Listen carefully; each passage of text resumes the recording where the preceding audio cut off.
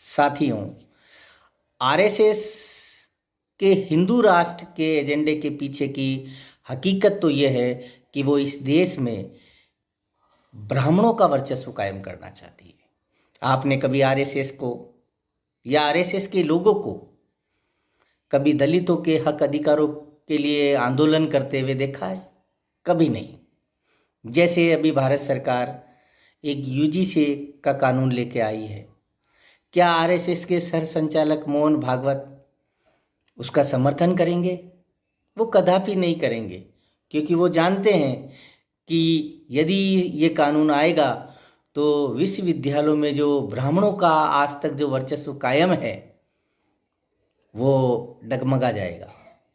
इसलिए साथियों, वक्त की रफ्तार को पहचानो। इसलिए किसी लेखक ने लिखा है कि जिसने वक्त की रफ्तार को नहीं पहचाना है उसे तो मिटना पड़ा है। जिसने वक्त की रफ्तार को नहीं पहचाना है उसे तो मिटना पड़ा है।